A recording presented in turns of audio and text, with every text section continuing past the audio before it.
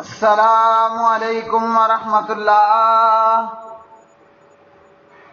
ترجمہ تفسیر القرآن الکریم، سبق نمبر 157، سورہ النساء، پارہ نمبر 5، آیت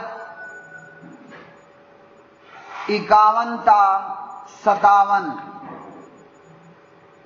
اعوذ باللہ من الشیطان الرجیم۔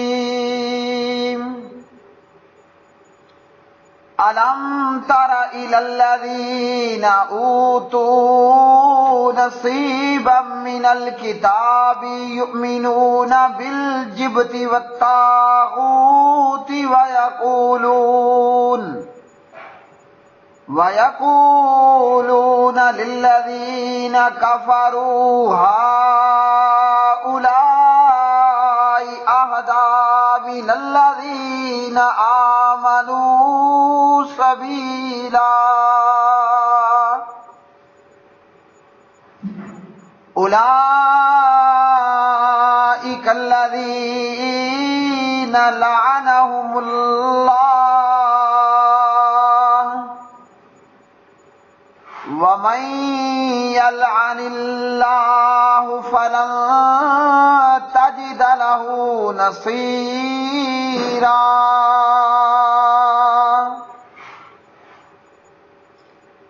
أَمْ لَهُمْ نَصِيبٌ مِّنَ الْمُلْكِ فَإِذًا لَّا يُؤْتُونَ النَّاسَ نَقِيرًا۔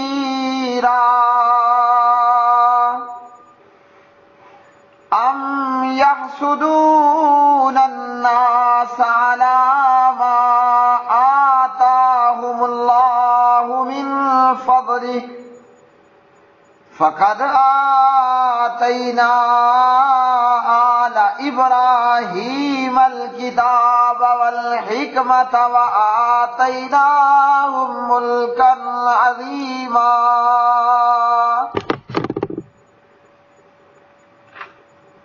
فَمِنْهُم مَّنْ آمَنَ بِهِ وَمِنْهُم مَّن صَدَّ عَنْهُ وَكَفَىٰ بِجَهَنَّمَ سَعِيرًا۔ إِنَّ الَّذِينَ كَفَرُوا بِآيَاتِنَا سَوْفَ نُصْلِيهِمْ نَارًا كُلَّمَا نَضِجَتْ جُلُودُهُمْ بَدَّلْنَاهُمْ جُلُودًا غَيْرَهَا لِيَذُوقُوا الْعَذَابَ إِنَّ اللَّهَ كَانَ عَزِيزًا حَكِيمًا۔ وَالَّذِينَ آمَنُوا وَعَمِلُوا الصَّالِحَاتِ سَنُدْخِلُهُمْ جَنَّاتٍ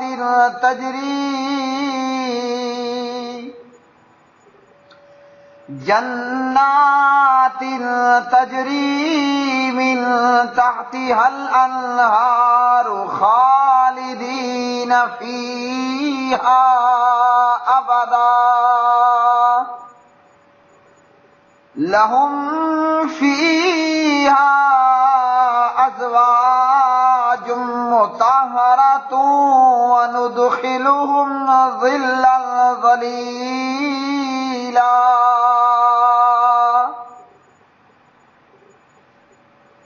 کیا آپ نے ان لوگوں کو نہیں دیکھا جنہیں کتاب کا ایک حصہ دیا گیا؟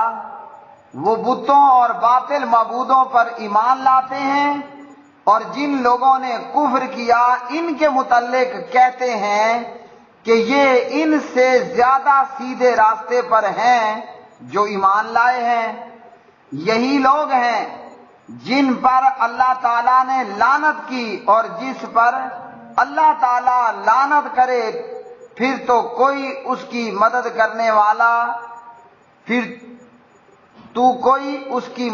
کرنے والا ہرگز نہ پائے گا، یا ان کے پاس سلطنت کا کچھ حصہ ہے تو اس وقت تو وہ لوگوں کو کھجور کی گٹھلی کے نقطے کے برابر نہ دیں گے، یا وہ ان لوگوں سے حسد کرتے ہیں جو اللہ تعالیٰ نے انہیں اپنے فضل سے دیا ہے۔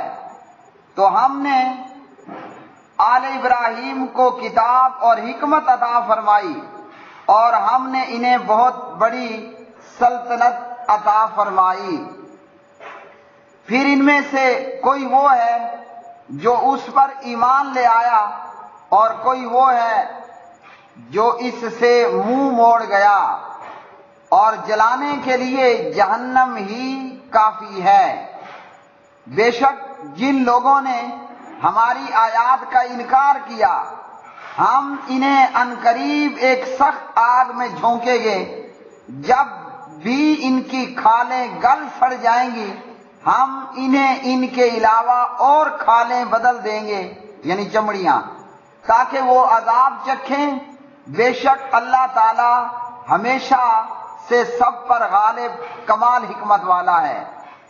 اور جو لوگ ایمان لائے اور انہوں نے نیک اعمال کیے ہم انہیں عنقریب ایسے باغوں میں داخل کریں گے جن کے نیچے سے نہریں بہتی ہیں، ہمیشہ ان میں رہنے والے ہیں، ہمیشہ ان کے لیے ان میں نہایت پاک صاف بیویاں ہوں گی، اور ہم انہیں بہت گھنے سائے میں داخل کریں گے۔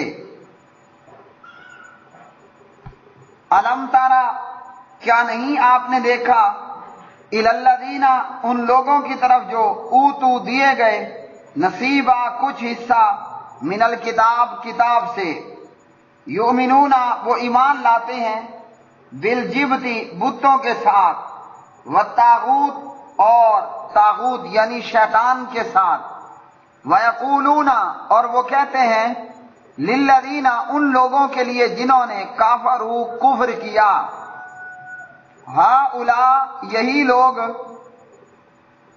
اہدی زیادہ ہدایت والے ہیں، من الذین ان لوگوں سے جو آمنوا ایمان لائے، سبیلا راستہ کے لحاظ سے، اولئک یہ لوگ، الذین وہ ہیں کہ لعنہم اللہ لعنت کی ان پر اللہ تعالیٰ نے، ومن اور جس پر یلعن لعنت کرے اللہ اللہ تعالیٰ، فلن تجدا تو ہرگز نہیں آپ پائیں گے، لہو اس کے لیے نصیرا کوئی مددگار۔ ام کیا، لہم ان کے لیے، نصیب کچھ حصہ ہے، من الملک بادشاہی سے، فَإِذَن تب تو لا یؤتون نہیں وہ دیں گے، الناس لوگوں کو، نکیرا تل برابر۔ ام کیا، یحسدون وہ حسد کرتے ہیں، الناس لوگوں سے، علامہ اس پر جو، آتاہم اللہ دیا ان کو اللہ تعالیٰ نے، من فضلہ اپنے فضل سے، فقط پس تحقیق، آتینا ہم نے دی، آل ابراہیم آل ابراہیم کو، الکتاب کتاب، والحکمہ اور حکمت، وآتیناہم اور ہم نے دی ان کو، ملکن بادشاہی، عظیمہ بہت بڑی، فمنہم چنانچہ بعض ان میں سے، من وہ ہیں، آمنا جو ایمان لائے، بھی اس کے ساتھ، ومنہم اور بعض ان میں سے، من وہ ہیں جو صدا رکے رہے، انہو اس سے، وکفا اور کافی ہے، بجہنم جہنم، سعیرا دھکتی ہوئی۔ ان الذین بلا شبہ وہ لوگ جنہوں نے، کافروا کفر کیا، بآیاتنا ہماری آیات کے ساتھ، سوف ان قریب، نسلیہم ہم داخل کریں گے انہیں، نارا آگ میں، کلما جب بھی ناضجت جل جائیں گی جلودہم ان کی چمڑیاں بدلناہم تو ہم بدل دیں گے ان کو جلودن کھالیں غیرہا ان کے علاوہ اور لیذوقوا تاکہ وہ چکھیں العذاب عذاب ان اللہ بے شک اللہ تعالی کانا ہے عزیزاً نہایت غالب حکیمہ خوب حکمت والا والذین اور وہ لوگ جو آمنوا ایمان لائے وعملوا اور انہوں نے عمل کیے الصالحات نیک سندخلہم ان قریب ہم داخل کریں گے انہیں جنات ایسے باغات میں تجری بہتی ہیں من تحتہا ان کے نیچے سے الانہار نہریں خالدین وہ ہمیشہ رہیں گے فیہا ان میں ابدا ابد تک لہم ان کے لیے فیہا ان میں ازواج بیویاں ہیں مطہرہ پاک صاف وندخلہم اور ہم داخل کریں گے انہیں ذلن سائے ذلیلا بہت گھنے میں۔ پیارے بھائیوں، ان آیات بینات میں اللہ رب العالمین نے یہود اور اہل کتاب کے حوالے سے فرمایا کہ ہم نے انہیں کتاب میں سے ایک حصہ دیا، یعنی ان کو مختلف کتابیں ملی، اور تورات انجیل کی تعلیم کیا تھی؟ ایک اللہ رب العالمین کی پوجا کرنا، جبکہ انہوں نے بتوں کو اور باطل معبودوں کو جو ہے وہ اپنا معبود بنا لیا اور اللہ کو چھوڑ کر غیر اللہ کی عبادت اور پرستش کرنا شروع کر دی۔ اللہ رب العالمین نے فرمایا کہ یہ لوگ جبت پر اور طاغوت پر جو ہے وہ ایمان لاتے ہیں۔ جبت کے تعلق سے اور طاغوت کے تعلق سے عمر رضی اللہ تعالی عنہ نے فرمایا جبت سے مراد جادو اور طاغوت سے مراد شیطان ہے۔ صحیح بخاری اور اسی طرح فتح المجید شرح کتاب التوحید میں ہے کل ما عبد من دون اللہ فہو الطاغوت، ہر وہ چیز جسے اللہ کے علاوہ پوجا جائے وہ طاغوت ہے۔ اور اسی طرح جبت میں کاہن، جادوگر اور اسی طرح پرندوں کو اڑا کر شگون لینا اور زمین پر لکیریں کھینچ کر فال گیری کرنا، یہ تمام چیزیں بھی جبت میں ہی شامل ہیں۔ اسی طرح طاغوت سے مراد شیطان ہے، اور ہر وہ شخص جو گناہ کی دعوت دے اس پر بھی طاغوت بولا جاتا ہے۔ عربوں میں بتوں کے ترجمان ہوتے تھے جو ان کی زبان سے جھوٹ نقل کرتے اور لوگوں کو گمراہ کرتے تھے، اور انہیں بھی طاغوت کہا جاتا تھا۔ یہودی جو نبی صلی اللہ علیہ وسلم کی مخالفت میں سب سے پہل تھے، ان بدبختوں کی مخالفت کا یہ حال تھا کہ یہ جانتے تھے کہ نبی علیہ الصلوۃ والسلام سچے اور صادق رسول نبی ہیں، لیکن مخالفت اس وجہ سے کہ یہ ان کی جو ہے وہ نسل میں سے کیوں نہیں آئے اور سرداری نبوت اور ریاست انہیں کیوں نہیں ملی، تو حق کو جانتے بوجھتے ہوئے مخالفت کرنے والے۔ اور یہ ان یہودیوں نے مکہ والوں سے رابطہ کیا نبی علیہ الصلوۃ والسلام کی مخالفت میں، اور ان سے کہنے لگے، مکہ والوں سے، بت پوجا کرنے والوں سے کہ جنہوں نے سینکڑوں بت بنا رکھے تھے، یہودی کہنے لگے کہ تمہارا دین مسلمانوں کے دین سے بہتر ہے، جبکہ ان کو پتا تھا کہ یہ اہل شرک ہیں اور بت پرست اور بت پوجا کرنے والے، لیکن دشمنی میں حد سے بڑھ کر ان لوگوں نے بت پوجا کرنے والوں سے کہا تمہارا دین مسلمانوں کے دین سے بہتر ہے۔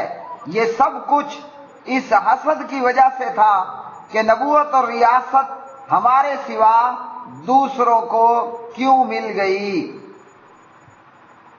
اور پھر طاغوت اور جبت کی پوجا کے بعد اللہ رب العالمین نے یہودیوں کے تعلق سے بیان فرمایا کہ ان کا بخل اس قدر ہے کہ یہ کسی کو ایک ذرہ بھی دینے کے لیے تیار نہ ہو، کسی کو کچھ بھی دینے کے لیے تیار نہ ہو اگر ان کے پاس حکومت ریاست آ جاتی۔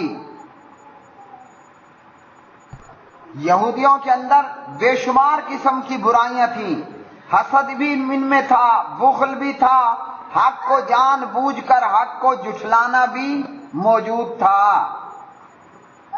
اور اللہ رب العالمین نے فرمایا کہ ہم نے آل ابراہیم کو کتاب بھی دی، حکمت بھی عطا فرمائی اور سلطنت بھی بہت بڑی عطا فرمائی۔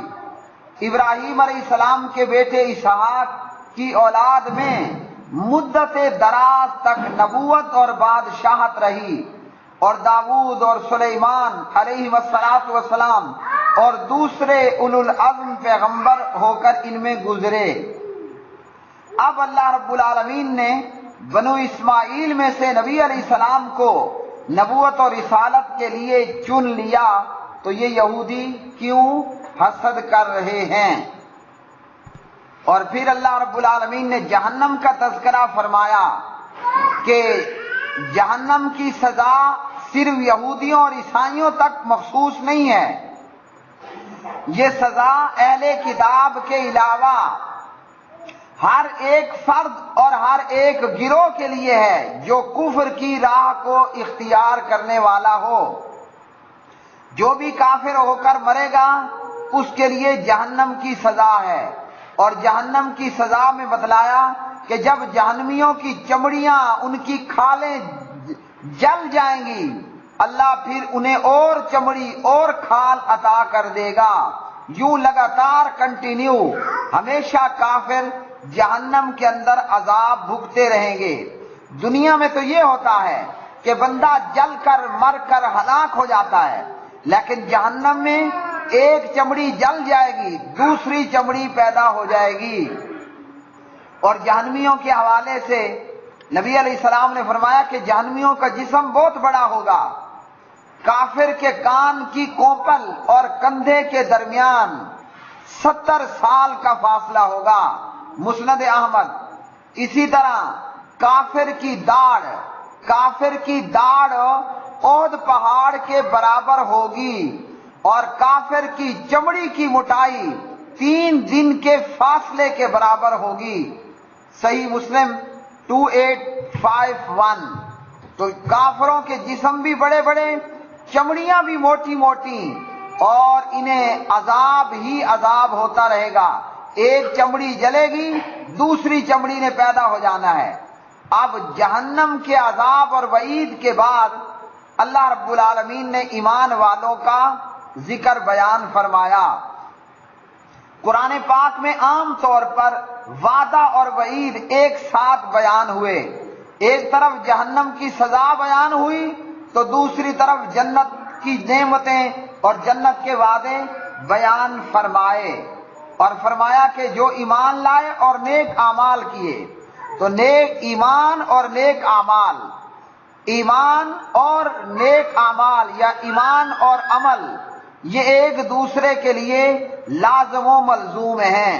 خالی خولی ایمان نے کوئی فائدہ نہیں دینا جب تک کہ عمل نہ ہوگا، اور عمل جب نیک ہوگا تو بندے کے لیے فائدہ ہوگا، اور جب عمل بد ہوں گے تو بندے کے لیے جہنم ہوگی۔ تو ایمان اور عمل یہ ایک دوسرے کے لیے لازم و ملزوم ہیں۔ فرمایا ایمان اور نیک اعمال کرنے والوں کو اللہ تعالیٰ جنتیں عطا کرے گا۔ اچھا، ان جنتوں میں کیا ہوگا؟ جنتوں میں بہت بڑی بڑی اور بہت زیادہ عظیم جو ہے وہ اللہ کی نعمتیں ہوں گی۔ آیت میں فرمایا جنتیوں کے لیے جنت میں کیا ہوگا؟ جنت میں کیا ہوگا؟ جنت میں اللہ کی بہت بڑی بڑی نعمتیں ہوں گی، اور جہنم میں کافروں کے لیے سزا ہوگی۔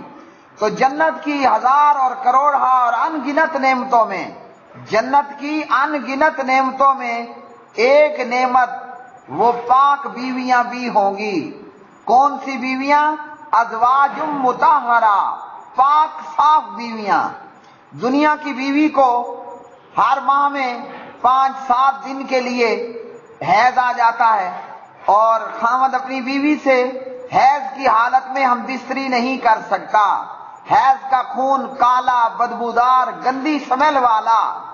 لیکن جنت کی بیوی کو نہ حیض ہوگا، نہ نفاذ ہوگا، نہ استحاضہ ہوگا۔ سبحان اللہ۔ اللہ تعالیٰ جنت میں جنتیوں کو بیویاں عطا کرے گا۔ کیسی بیویاں؟ مطہرہ، نہایت پاک صاف بیویاں۔ نہ تو جنت کی بیوی کو، نہ جنت کی حور کو حیض آئے گا، نہ نفاس ہوگا، نہ استحاضہ ہوگا، بلکہ پاک پوتر بیویاں۔ اور فرمایا اللہ رب العالمین نے کہ ہم جنتیوں کو گھنے سائے میں داخل کریں گے۔ پیارے نبی علیہ السلام نے فرمایا جنت میں ایک درخت ایسا بھی ہے کہ جس کے سائے میں سوار 100 برس تک چلے گا مگر پھر بھی اسے طے نہ کر پائے گا۔ صحیح بخاری حدیث نمبر 3251۔ اور اسی طرح ایک اور حدیث میں ہے کہ اس درخت کا نام شجرۃ الخلد ہوگا۔ وآخر دعوانا ان الحمد للہ رب العالمین۔